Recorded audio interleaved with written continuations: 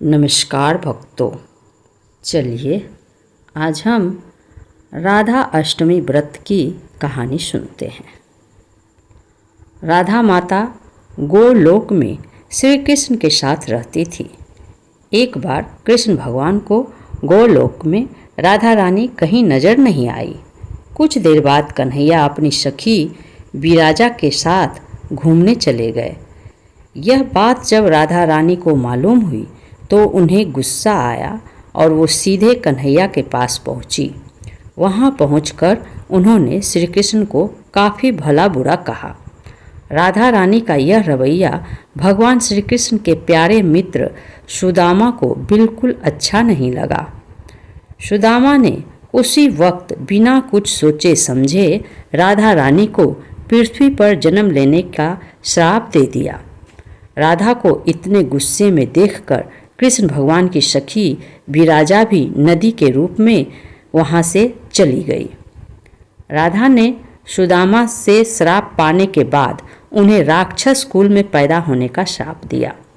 राधा जी द्वारा दिए गए श्राप की वजह से ही सुदामा का जन्म शंखचूड़ दानव के रूप में हुआ।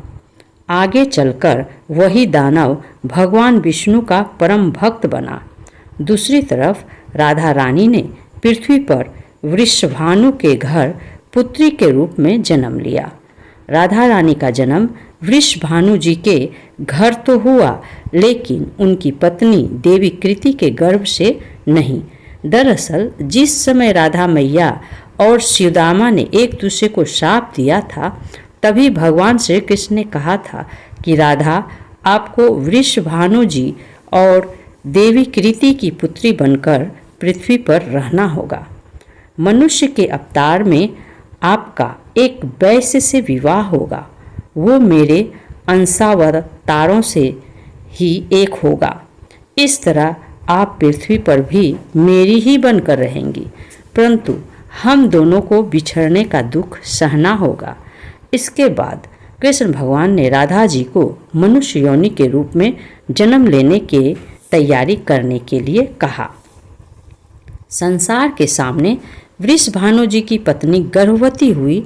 जिस तरह एक बच्चा दुनिया में आता है, ठीक वैसे ही देवी कृति का भी प्रसव हुआ। लेकिन असल में राधा माता का जन्म देवी कृति के गर्भ से नहीं हुआ था। भगवान की माया से उनके गर्भ में वायु भर गई थी। देवी कृति ने उसी वायु को जन्म दिया। इस दौरान उन्हें प्रसव पीड़ा हो रही थी और वहां राधा माता के रूप में एक प्यारी सी कन्या ने जन्म लिया। भाद्र मास के शुक्ल पक्ष की अष्टमी के दिन राधा मैया का धरती पर जन्म हुआ था। तभी से हर साल इस दिन को राधा अष्टमी के रूप में मनाया जाता है। कहानी से सीख: क्रोध एक बुराई है। क्रोध का जवाब क्रोध में ही देने से बातें और खराब हो जाती है। इसके कारण कई दुविधाओं का सामना करना पड़ सकता है।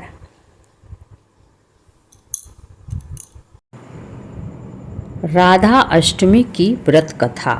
पौराणिक कहानी से जाने क्यों की जाती है कान्हा की सखी की पूजा। भाद्रपद माह के शुक्ल पक्ष की अष्टमी तिथि को राधा अष्टमी का पर्व मनाया जाता है। इस दिन व्रत रखकर भक्त राधा रानी की पूजा करते हैं। राधा अष्टमी के इस व्रत में कथा के पाठ का भी महत्व होता है। यहाँ पर है राधा अष्टमी की व्रत कथा। जब भी भगवान कृष्ण की बात होती है तो राधा का नाम जरूर लिया जाता है। मान्यताओं के मुताबिक भगवान कृष्ण के जन्म से ठीक 15 दिन बाद राधा का जन्म हुआ था। यही वजह है कि कृष्ण जन्माष्टमी के बाद राधा अष्टमी का त्यौहार भी मनाया जाता है।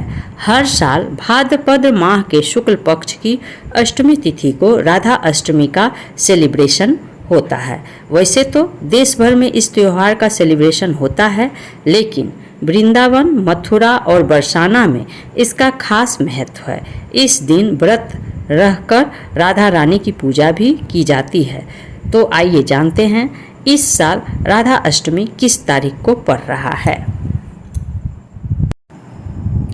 राधा अष्टमी व्रत का महत्व। कृष्ण प्रिया रानी के प्राकट्य दिवस पर व्रत रखने से भगवान कृष्ण भी प्रसन्न होते हैं और मनोवांछित फल प्रदान करते हैं। राधा नाम संसार के सभी दुखों को हरने वाला है।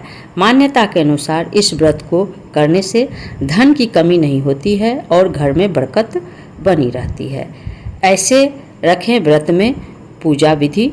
सुबह सुबह स्नान आदि से निर्वृत्त होकर सूर्य देवता को जल अर्पित करें। इसके बाद मंडप के नीचे मंडप बनाकर उसके मध्य भाग में मिट्टी या तांबे का कलश स्थापित करें। अब इस पात्र पर वस्त्रों से सुसज्जित राधा जी की मूर्ति स्थापित करें। उसके बाद राधा जी की 16 उपचार से पूजा करें। राधा जी की पूजा मध्य के वक्त की जाती है। पूजन के बाद उपवास करें और एक समय भोजन करें। अगले दिन विधानुसार सुहागिन स्त्रियों और ब्राह्मणों को भोजन कराएं और दक्षिणा दें। उसके बाद स्वयं भी प्रसाद के रूप में भोजन करें।